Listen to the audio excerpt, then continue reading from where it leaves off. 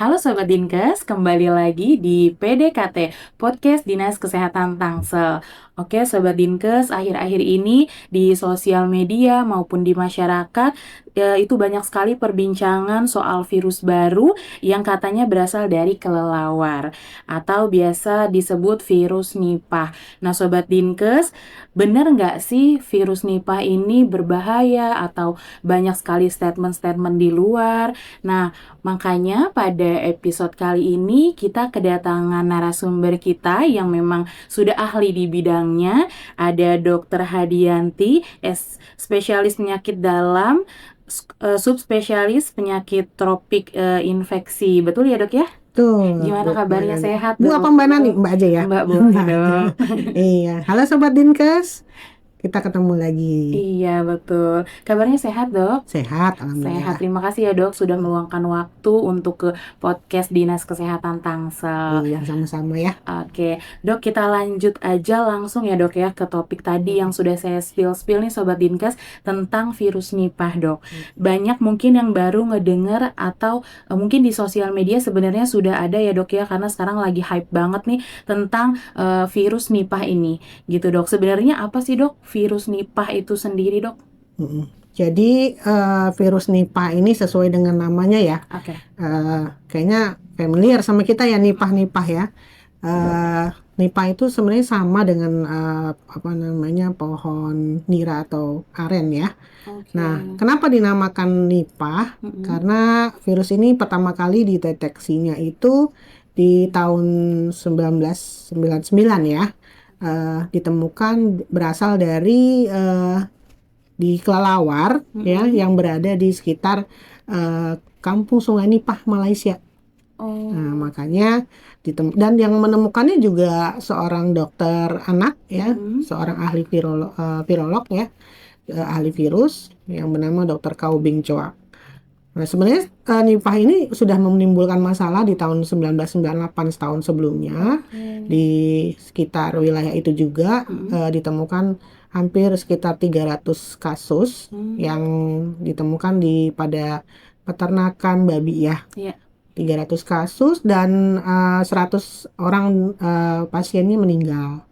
Begitu. Oke. Jadi cukup ini ya, harus menimbulkan masalah kematian yang tinggi gitu virus Oh ini. gitu. Jadi sebenarnya untuk virus Nipah ini tuh bukan virus yang baru ada sekarang-sekarang ya dok, bahkan sudah lama gitu ya dok ya, Iya, untuk virus ini. ditemukannya tadi ya, Iya, iya. kemudian menyebar di Mm-mm. beberapa negara Asia, Mm-mm. termasuk Singapura, Filipina, dan terakhir di tahun 2025 kemarin ya, Iya. datanya itu, tapi kasusnya ditemukan di sampai Januari 26 Januari 25 Januari 2026 Mm-mm. di Bangladesh, India Iya. ditemukan sekitar 5 kasus dan Oh, dan ini juga salah satunya adalah tenaga kesehatan yang oh gitu. menderita penyakit ini. Iya, iya. Jadi ya perlu kita waspadai ya. Iya, betul. Wah, karena wilayah kita nih, negara kita Mm-mm. juga kelelawar pembawanya kan ada Iya, ya. benar-benar. Iya, jadi Iya. beberapa tempat juga apa namanya, ada juga yang mengkonsumsinya ya. Betul-betul. Seperti itu. Iya, jadi sebenarnya itu ya Sobat Dinkes, virus Nipahnya ini ditemukannya itu sudah lama gitu ya dok ya. Terus juga tadi yang disebutkan juga virus ini sering dikaitkan dengan kelelawar Ya, buah ya dok ya, ya kelelawar kelelawar buah nih, buah. flying fox, Iya Pteropus betul. namanya. Terus bagaimana sih dok? Jadi ceritanya nih dari kelelawar itu bisa terkena ke manusia itu sendiri gitu Iya. dok. Jadi awalnya ini adalah apa namanya, penyakit zoonosis ya, Iya. kita sebut, dari yang menular dari hewan ke hewan gitu. Jadi kalau kita lihat perjalanannya tadi Mm-mm. dari kelelawar buah Pteropus tadi, kemudian dia menjadi host. Jadi untuk hidup virus ini butuh host gitu ya, Oke.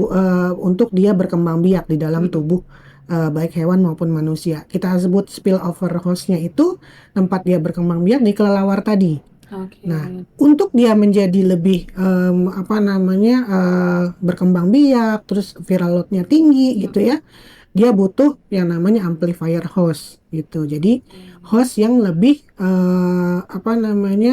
menyebarkan lagi keberadaannya. Mm-mm. Jadi amplifier hostnya itu seperti babi, kuda, kemudian hewan-hewan peternakan lainnya, bahkan tikus juga bisa. Oh, Nah, ya mereka ini kan kelelawar juga di beberapa tempat ya tadi ya ya. sering Ada yang mengkonsumsi konsumsi, buah-buahan iya, iya. ya kan, atau apalagi nih kelelawar buah, kemudian juga ada juga yang dikonsumsi Iya, gitu ya. betul, Jadi betul. nggak mengherankan kalau akhirnya dari kelelawar bisa menginfeksi ke Manusia, selain hewan tadi, iya. kemudian dari hewan-hewan yang banyak tadi ya Mm-mm. itu akhirnya bisa menginfeksi ke manusia. Makanya kita sebut Oke. sebagai zoonosis. Dan dari manusia Mm-mm. nanti bisa menular juga kan ke manusia lainnya. Iya, betul. Jadi semakin panjang nih transmisi penularannya. Iya, oke. Jadi memang jadi si binatangnya ini ya dok ya, tadi yang sudah disebutkan itu jadi sebagai pembawanya ya dok ya, Iya, hostnya. menjadi hostnya Iya, gitu. Nah dok, kalau misalnya perbedaan mendasar nih dok, karena kan memang kita beberapa tahun yang lalu itu juga ada pandemi COVID ya dok ya. iya Nah betul. untuk perbedaan mendasarnya dok, dengan cara penularan antara yang virus Nipah dengan COVID-19 ini yang sempat ada di beberapa tahun yang lalu itu apa sih dok? Iya. Jadi sama-sama virus ya. Iya. Jadi perbedaannya antara mereka berdua ini sebenarnya cukup berbeda ya. Kalau virus Nipah itu penyebarannya melalui kontak, baik langsung tidak langsung ya. Dan ada juga sih memang melalui droplet juga, tapi lebih lebih sering itu adalah kontak ya. Jadi kontak dengan darah tadi ya, Mm-mm. hewan hostnya kelelawar, darah, urin sangat Oh, sangat bisa tinggi. juga ya dok ya dari urin. Viral virus sangat tinggi ditemukan di urin kelelawar, di darah, di urin, kemudian di cairan tubuhnya gitu ya. Mm-mm. Kemudian juga eh, walaupun dia bisa juga secara saluran pernafasan, tapi Mm-mm. lebih jarang ya karena yang Oke. kontak tadi. Sementara kalau COVID Mm-mm. itu kan kita tahu ya Ya, secara droplet droplet ya ya. betul. Jadi kita bicara gitu ya, Mm-mm. dua orang bicara, kemudian salah satunya terinfeksi COVID, dropletnya terbang, akhirnya bisa menjangkiti, bahkan juga bisa aerosol ya Ya, kalau COVID. Kalau Nipah jarang yang seperti itu, tapi lebih banyak ke kontak. Dan selain kontak juga kita mengkonsumsi tadi ya, iya, iya, buah-buahan yang tercemar di bekas gigitan kelelawar, iya, atau bahkan daging ya, iya, daging iya, ya tadi, kalau tadi kita disebutnya kan hewannya babi ya. iya. Mungkin dan ini ditemukan juga di daging babi gitu yang diekspor seperti itu. Jadi Oke. penularannya berbeda. Iya. Kemudian dampaknya Mm. penyakitnya juga agak lebih berbedanya. Kalau di virus Nipah itu dia fatalnya itu menyebabkan gangguan saluran pernafasan dan paling fatal kalau sampai menyerang otak ya. Oh, iya. Ensefalitis, meningitis seperti itu. Kalau di COVID kan jarang ya. Iya, COVID lebih kepada saluran pernafasan pernafasannya ya, Bi. gitu Iya. ya. Dan angka fatalitasnya lebih tinggi di Nipah. Nah, ini yang menjadi kewaspadaan WHO ya, Mm. WHO CDC masuk ke itu ya, blueprint priority ya. Iya. Nah, jadi kalau di COVID itu angka penularannya kan sekitar 5%. Kalau Mm. angka fatality rate-nya ya. Kalau si Nipah ini 40 sampai 75%. Oh, lebih Bisa, tinggi ya, dok iya, ya. makanya lebih kewaspadaannya di kita harus lebih ditingkatkan lagi kalau ada kasus Nipah. Oke, ya itu ya tadi Sobat Dinkes, ternyata memang berbeda ya dok ya. Dan juga tadi kewaspadaannya harus lebih ditingkatkan lagi. Terus dok, kalau misalnya seseorang terinfeksi, gejala yang paling khasnya ini itu seperti apa dok? Gejalanya. Iya, Jadi gejalanya. kalau gejala memang ini kita harus hati-hati ya, karena Oke, dia tadi predileksi pertama dia akan menjangkiti saluran pernafasan ya. ya. Makanya untuk diagnosisnya juga sama, mirip dengan COVID ya, di swab juga ya di Oh saluran iya, iya. pernafasan. Nah, gejala awalnya sama dengan ini flu-like syndrome ya, demam, Mm-mm. batuk, sakit tenggorokan, ya. Kemudian badan terasa nyeri sendi gitu juga ada ya. Jadi mirip ya, mirip Mirip-mirip ya dengan dok ya. influenza, Iya, mirip iya. dengan COVID gitu ya. Jadi gejalanya flu-like syndrome tadi, beberapa virus Mm-mm. bisa menimbulkan hal seperti itu. Cuma tadi kalau dia apa namanya imun pasiennya rendah sekali, rendah ya virusnya berkembang dengan apa namanya apa banyak gitu ya. Dia ini punya secara filogenetik punya tiga tiga macam ya. Mm-mm. Ada M, B, dan I. Oh, Nah, yang M ini sering menyebabkan fatalnya adalah menyebabkan apa namanya radang otak, yang encephalitis, meningitis tadi gitu ya. Nah, case fatality rate-nya ini tinggi kalau sampai kena encephalitis. Dikatakan bahkan sampai 95%. oh tinggi Jadi banget ya dok. bahkan ada 3 dari 4 kasus itu bisa meninggal. Nah, jadi dan dampaknya lagi apa namanya kalau sudah sampai ke saraf tadi ya ke Mm-mm. otak, dia bisa menimbulkan kejang, ya penurunan kesadaran, bahkan sequelnya bisa menetap. Jadi gejala sisa ya. Gejala sisanya. Jadi kadang bisa relapse Oh, begitu. Jadi memang dampaknya ini cukup cukup berat ya ya. untuk apa namanya dan rata-rata memang kasusnya severe gitu. Oh, Berat gitu. Jadi berat. eh, ya nggak heran ya Mm-mm. WHO apa namanya meminta kita untuk waspada terus Iya, apa terutama negara kita nih dekat sekali kan dengan Malaysia, iya dengan benar dok. Singapura gitu ya. Iya, Walaupun kasusnya di tahun 2025 dan 2026 ini masih di Bangladesh, India ya. iya. Tapi kelelawarnya itu banyak sekali apa hampir seluruh dunia ada gitu. Asia, Pasifik Selatan bahkan Australia, negara tetangga kita Iya, juga ya. iya, iya Itu benar juga dok. banyak apa namanya ditemukan pembawanya ini kelelawar ini gitu. Oke. Jadi kalau untuk pembawanya atau kelelawar dan binatang-binatang lainnya tuh sebenarnya udah dicek di Indonesia tuh sudah ada gitu ya dok ya yang terdeteksi. Kalau berita terakhir ya yang Mm-mm. saya dapatkan itu kalau kasus belum ada di Mm-mm. Indonesia. Cuma dari kalau nggak salah BRIN ya Mm-mm. sudah apa mendapati bahwa kelelawar di Indonesia ada yang mengandung virus ini. Oke. Nah, jadi makanya eh, kita perlu ya Iya, melakukan betul. podcast hari ini Betul, ya. betul, betul, Dok. Betul. Mensosialisasikan Iya, ya, Dok ya, ke betul. masyarakat. Oke, jadi itu ya Sobat Dinkes, gejala-gejalanya sebenarnya mirip-mirip sama flu atau COVID ya, Dok ya. Betul. Tapi untuk yang khasnya itu nanti mungkin kalau misalnya sudah terdiagnosa, nanti kalau sudah diperiksa, Dok, itu nanti akan melakukan pemeriksaan lanjutannya gitu ya, Dok ya. Ya, jadi nah satu lagi masalah adalah dua sih sebenarnya ya. Mm-mm. Dalam mendiagnosisnya juga nggak gampang ya. Dan Oke. dia memerlukan sarana yang kita sebut laboratoriumnya itu biosafety level 4.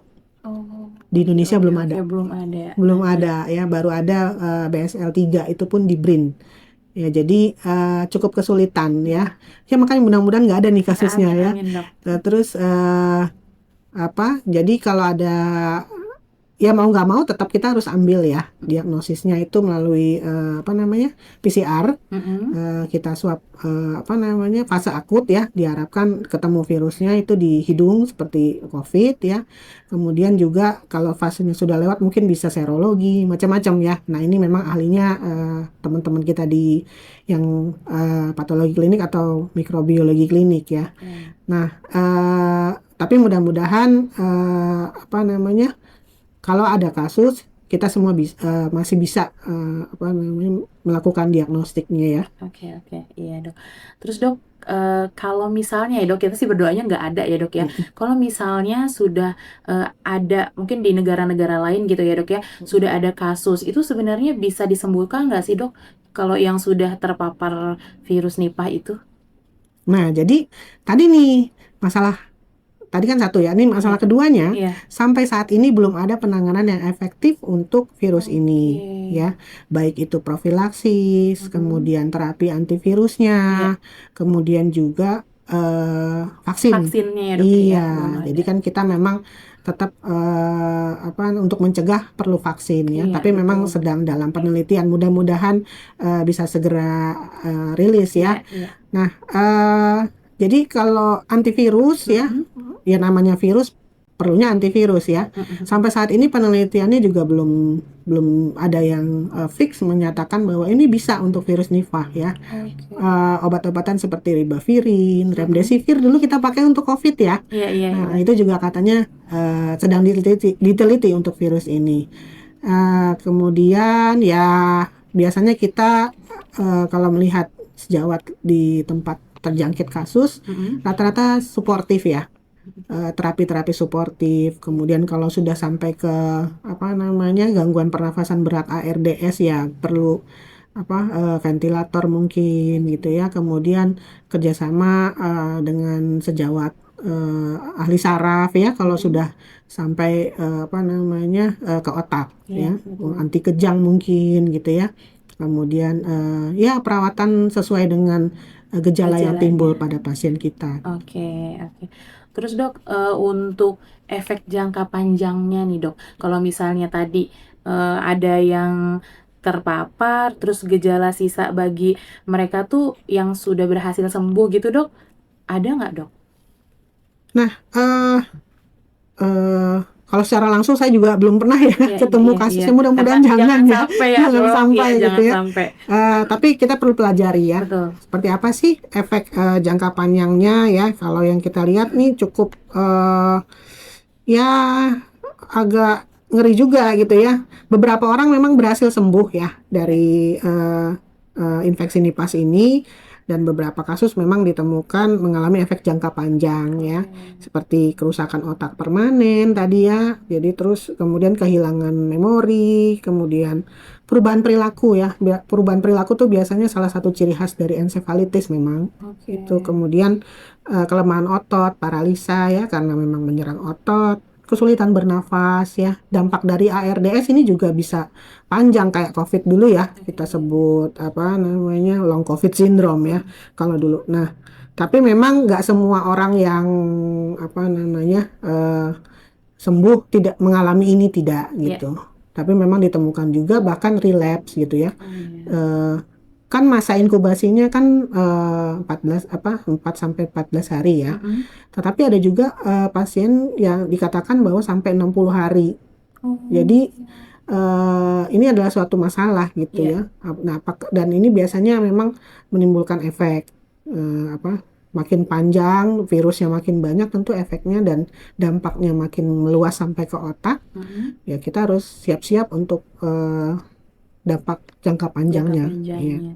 Karena inkubasinya juga ternyata ada yang lebih panjang ya Iya dok. gitu. Gitu. Dikira sehat-sehat aja Iya, nih 2 bulan iya. gitu ya. Iya. Tahunya Ternyata ternyata masih ya dok ya. timbul gejalanya setelah 2 bulan 60 hari ada seperti itu. Sampai dengan 60 hari tuh masih ada ternyata Iya. Sobat Dinkes.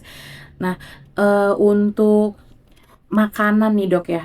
Kalau makanan ada nggak sih dok pengaruhnya apa aja yang harus kita waspadai? Terus juga bener nggak sih dok air nira atau buah yang digigit bekas kelawar tuh ya dok ya, itu jadi sumber penularan juga. Ya. Jadi tadi ya kayaknya nih kelelawar sama kita ya. Suka makan buah. Jadi memang buah-buahannya kalau yang dikatakan gitu kan nira ya, nira, aren, kemudian kurma juga gitu ya. Oh, Bahkan ada juga yang menemukan di buah mangga gitu ya. Jadi tapi nggak tahu ya apakah itu menjadi ada virus atau tidak, kan kita tidak iya, tahu ya. iya. Maka kalau kita mengkonsumsi buah-buahan, Mm, apalagi yang impor ya, iya, kan banyak nih ya iya betul. buah-buahan impor dari luar yang Mm-mm. kita sering konsumsi juga. Ya perhatikan betul ada nggak bekas gigitan gitu ya, atau cuci bersih ya, Iya. supaya jangan kita yakin bahwa buah ini tidak terjangkit apapun gitu ya. Aman gitu ya dok. Kemudian makan seperti tadi ya daging ya. Kalau Mm-mm. kita yang mengkonsumsi daging, terutama dari host yang menyebarkan tadi ya, daging babi seperti itu, atau juga sapi juga dikatakan bisa ya menjadi host juga. Ya dimasak yang matang ya. Oke. Jangan konsumsi yang mentah atau kurang matang gitu ya, karena bisa menjadi sumber penularan di kita, di manusia seperti Oke, itu. tapi ya itu ya dok, kalau misalnya diolahnya dengan benar, dengan bersih dan dengan Tuh. baik sih, nggak usah takut-takut ya dok ya Iya. gitu. Heeh. Ntar jangan sampai sobat dinkes malah nggak pada mau makan buah nih gitu ya. Heeh. Asal dikonsumsi dengan bersih dan benar, insya Allah aman ya dok ya. Iya. Kemarin ada tuh Hah? setelah selesai podcast, Iya, kok saya jadi takut ya dok makan kurma karena lagi puasa nih, iya iya gitu bener-bener. ya. Iya dok, karena kan Iya. konsumsinya lagi banyak nih gitu ya Iya dok ya. gitu ya. Takut makan buah jangan ya, Iya iya. karena memang belum ada kasus dan Mm-mm. masih bisa kita konsumsi dengan aman Iya, ya. betul. Yang penting harus dilihat kebersihannya sih ya dok ya intinya Betul. gitu.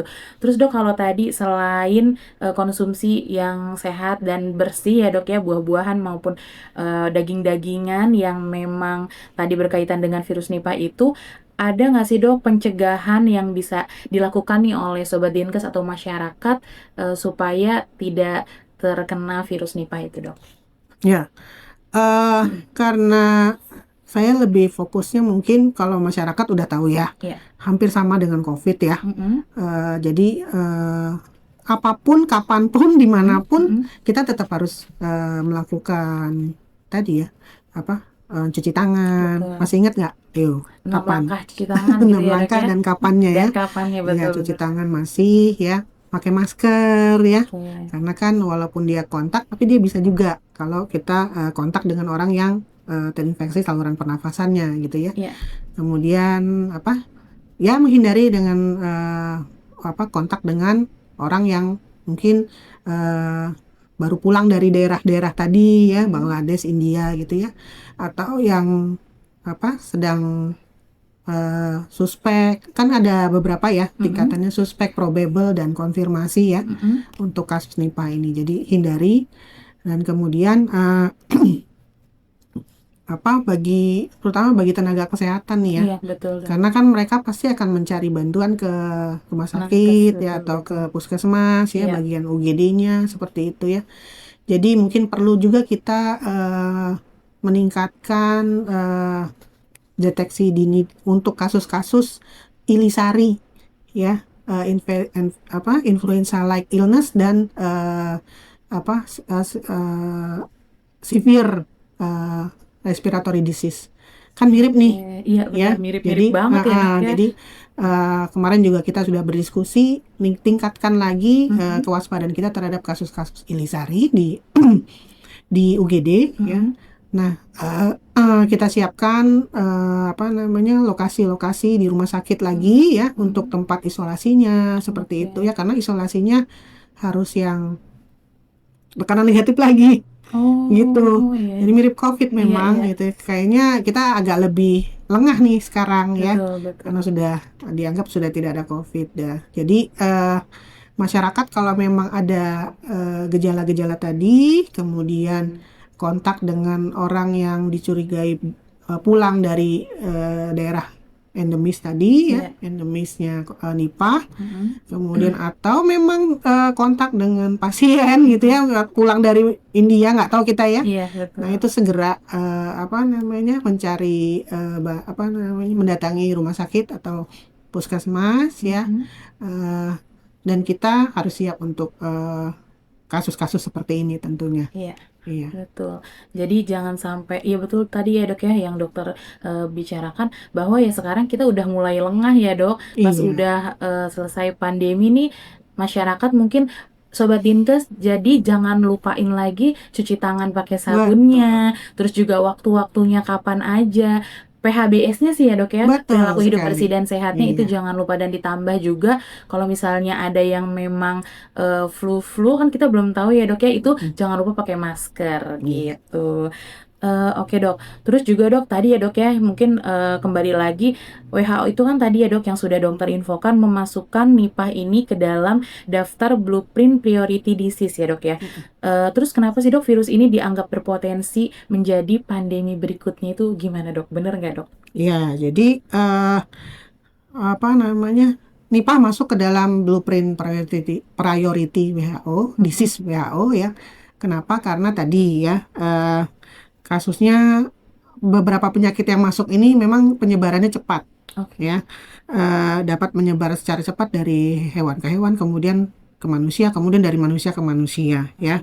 Eh, Apalagi caranya dengan kontak tadi, ya, kontak berbagai macam cairan, baik hewan kelelawar maupun hewan-hewan host lainnya, Ya. ya. Kemudian kemudian dia yang masuk blueprint ini adalah yang kematiannya juga tinggi, ya. Oke. Angka kematian tadi tinggi, ya, kalau Iya. Nipah ini 40-70%. Dan tadi kurangnya penanganan. Jadi belum ada penanganan yang efektif untuk bila kita mendapati kasusnya. Belum ada terapi definitif seperti antivirusnya, eh, terapi profilaksisnya, dan apalagi vaksinnya. Oke. Nah, jadi 3 hal ini menyebabkan suatu kasus penyakit akan masuk ke dalam biopriority blueprint ya, sorry, blueprint priority disease-nya WHO, ya. Oke. Kasus lain sebenarnya banyak, ya. Oh gitu. Ebola, Oh iya. ya. Virus-virus hemorrhagic disease itu, Ebola, Lassa itu termasuk Nipah, termasuk juga chikungunya Oke. juga, Iya. ya, karena tadi 3 hal tadi. Penanganannya ya dok ya. Salah Iya, satunya tadi penanganannya iya, gitu ya dok ya. penanganannya belum ada. Oke, mungkin masih dalam tahap itu ya dok ya, penelitian dan juga pembahasan-pembahasan yang lebih mendalam ya dok. Betul. Gitu. Oke dok, mungkin terakhir nih dok, pesan apa sih dok yang paling penting untuk masyarakat, khususnya Sobat Dinkes nih, agar tetap waspada tanpa harus panik nih dok, karena biasanya yaitu jangan sampai panik attack gitu dok. Iya, benar. Jadi benar, ya, pesannya adalah waspada. Ya. Ya, apapun kondisinya kita harus waspada dengan beberapa penyakit yang dikabarkan terjangkit, gitu ya. Tapi nggak panik, ya, jangan panik gitu. Wah, si ini kena nipah terus langsung dijauhin gitu, ya. Jadi kita perlu mencari pengetahuan dan pencegahan yang tepat, resikonya seperti apa, supaya penularannya kita bantu untuk minimalisirnya, gitu ya. Kemudian hindari kontak dengan hewan yang terinfeksi tentunya, ya. Iya. Jaga jarak dengan hewan tersebut, terutama kelelawar dan babi. Tapi sebenarnya ada juga, ya, yang menyatakan bahwa bisa ke kuda, ke sapi, dan macam-macam hewan lainnya, hewan-hewan peternakan tentunya, ya. Kemudian, ya tadi, cuci tangan, ya, 5 momennya, kemudian langkah-langkahnya itu harus benar lagi, ya, terutama kalau dengan sabun atau air, ya, terutama setelah kontak dengan hewan atau orang yang sakit. Tapi dalam keseharian kita ini harus kita lakukan lagi, ya, cuci tangan ini. Kemudian hindari konsumsi makanan tadi, ya, yang tidak matang atau yang kurang aman gitu, ya, dalam penyediaannya, seperti itu, supaya kita terhindar dari terinfeksi virus Nipah ini. Oke, ya, jadi tadi ya Sobat Dinkes, ternyata pesan-pesan yang sudah disampaikan oleh Dokter Hadianti ini sudah banyak juga, jadi jangan panik. Dan juga kalau misalnya ada yang flu ya dok ya, itu juga jangan langsung panik, apalagi sekarang kan lagi banyak kasus, banyak berita-berita ya dok ya. Iya. Gitu. Terus juga jangan lupa tadi cuci tangan pakai sabunnya, itu udah dibicarakan berulang-ulang gitu. Nah, saling sekarang mengingatkan, ya. betul, Kadang kita lupa juga, kan. Benar-benar, iya dok, gitu. Dan juga jangan lupa, berarti disebarluaskan nih informasi-informasi mengenai Nipah ini nih, gitu, ke saudaranya, karena memang pasti banyak yang belum tahu dok, Iya. tentang virus Nipah ini. Iya, karena gitu. Mungkin di daerah kita jarang ada kelelawar, ya. Benar-benar. Tangsel ada kelelawar nggak, ya? Kayaknya ada ya dok, kalau udah sore gitu kayaknya ada. Oh, ada, ya. Tapi kelelawar bukan kelelawar buah kali, atau nggak tahu, ya. Iya, nggak tahu tuh kelelawar apa, tapi kan tetap kita harus waspada, Iya, gitu betul. ya dok ya. Oke, Sobat Dinkes, sudah banyak sekali tadi informasi dan ilmu-ilmu yang sudah diberikan oleh Dokter Hadianti. Nanti kalau misalnya Sobat Dinkes mau ketemu Dokter Hadianti, itu boleh ke rumah sakit, banyak sebenarnya ya Sobat Dinkes, boleh ke rumah sakit Hermina Ciputat ya dok ya, dan juga nanti bisa dilihat jadwal-jadwalnya mungkin di sosial medianya Rumah Sakit Hermina Ciputat gitu. Dok, sudah banyak sekali Dok informasi dan ilmu yang diberikan. Terima kasih atas semuanya Dok.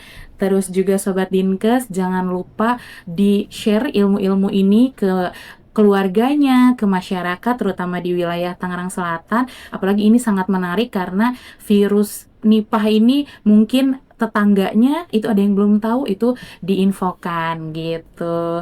Baik, sekali lagi terima kasih Dok. Sama-sama Mbak Nani. Iya, terus juga untuk Sobat Dinkes, bincang-bincang kita sudah selesai untuk episode kita kali ini. Jangan lupa tonton episode-episode sebelumnya dan juga nanti yang akan datang, banyak juga ilmu-ilmu yang akan di-share ke Sobat Dinkes. Terima kasih, kami undur diri dan juga saya sebagai host Nani dan Dr. Hadianti undur diri. Mohon maaf bila ada yang kurang berkenan dari kata-kata kami. Salam sehat. Malam Sobat Dinkes.